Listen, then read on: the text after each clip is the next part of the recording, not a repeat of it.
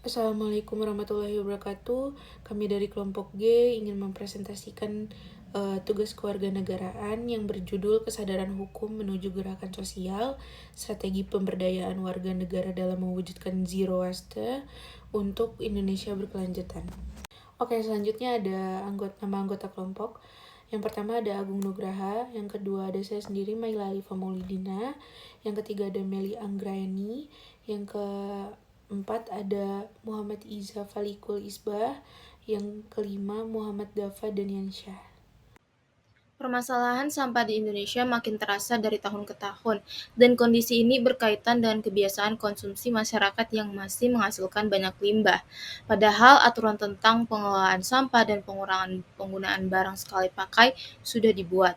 Hanya saja tingkat kesadaran masyarakat untuk menjalankannya masih rendah.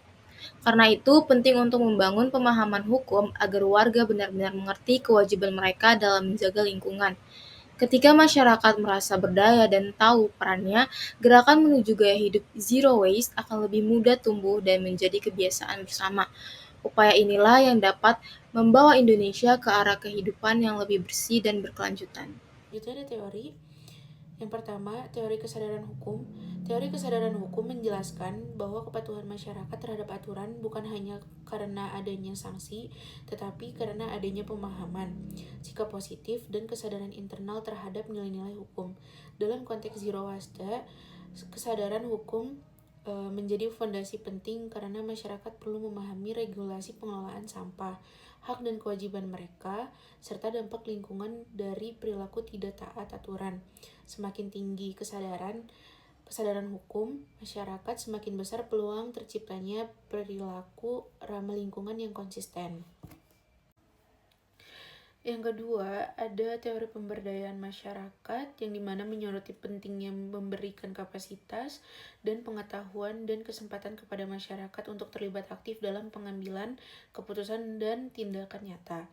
Dalam implementasi Zero Waste, pemberdayaan dilakukan melalui edukasi lingkungan, pelatihan pengelolaan sampah, penyediaan sarana pendukung, dan pelibatan warga dalam program lingkungan. Ketika masyarakat merasa mampu dan memiliki kontrol, mereka menjadi agen perubahan dalam mewujudkan lingkungan bebas sampah.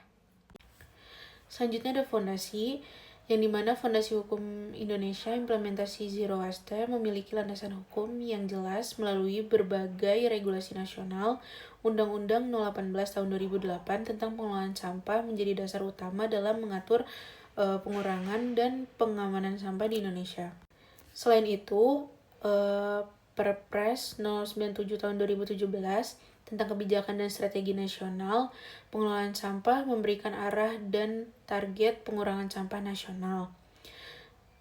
Berbagai peraturan daerah yang melarang penggunaan kantong plastik sekali pakai semakin memperkuat upaya zero waste di tingkat lokal.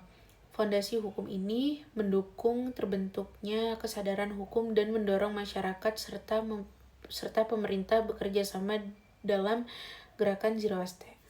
Baik, selanjutnya ada metode dan strategi partisipasi warga. Nah, strategi partisipasi warga negara dalam Zero Waste meliputi 4 pilar utama, yaitu edukasi konsumen melalui kampanye 3R, yaitu Reduce, Reuse, Recycle, lalu ada pemberdayaan komunitas via bank sampah dan kelompok pengrajin, serta ada insentif kolaboratif dengan pelaku usaha dan juga sistem digital monitoring untuk akuntabilitas. Pendekatan multi-stakeholder ini memastikan partisipasi berkelanjutan dari masyarakat, pemerintah, dan juga sektor privat. Oke, selanjutnya di sini ada rancangan kegiatan sosial dengan nama kegiatan yaitu Sahara Jetway. Tujuan dari kegiatan ini yaitu meningkatkan kesadaran hukum dan mendorong kebiasaan zero waste di masyarakat.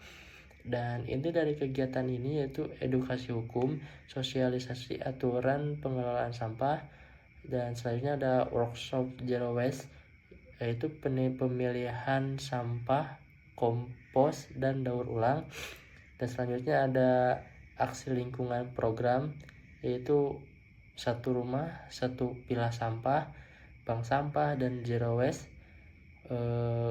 Selanjutnya ada klinik hukum mini yaitu konsultasi hak dan kewajiban warga. Dan selanjutnya ada relawan zero waste yaitu pembentukan data edukasi lingkungan. Dan hasil yang diharapkan dari kegiatan ini yaitu warga bisa memahami kewajiban hukum terhadap kebersihan lingkungan, dan juga warga mulai untuk membiasakan memilih sampah, dan juga lingkungan bisa lebih bersih dan bisa berkelanjutan. Nah, selanjutnya ada hasil, dampak, dan keberlanjutan. Program pemberdayaan warga berbasis kesadaran hukum dalam mewujudkan gerakan Zero Waste ini menghasilkan meningkatnya pemahaman masyarakat mengenai aturan pengelolaan sampah serta kewajiban hukum warga dalam menjaga lingkungan. Kegiatan sosialisasi, workshop Zero Waste, dan pembentukan bank sampah mendorong perubahan perilaku nyata seperti peningkatan praktik pemilihan sampah, berkurangnya penggunaan barang sekali pakai, serta munculnya kelompok warga yang aktif mengawasi dan mengelola sampah secara mandiri. Dampak positifnya terlihat dari lingkungan yang lebih bersih, kesadaran ekologis yang meningkat, serta terbentuknya solidaritas dan budaya gotong royong dalam menjaga kebersihan wilayah. Selain itu, dampak ekonomi juga muncul melalui pengelolaan sampah bernilai guna yang dapat ditukar atau dimanfaatkan kembali oleh masyarakat. Untuk keberlanjutan, program ini diperkuat melalui pembinaan komunitas bank sampah, kolaborasi dengan pemerintah desa, edukasi hukum lingkungan berkelanjutan, serta kampanye digital yang terus mendorong perubahan perilaku.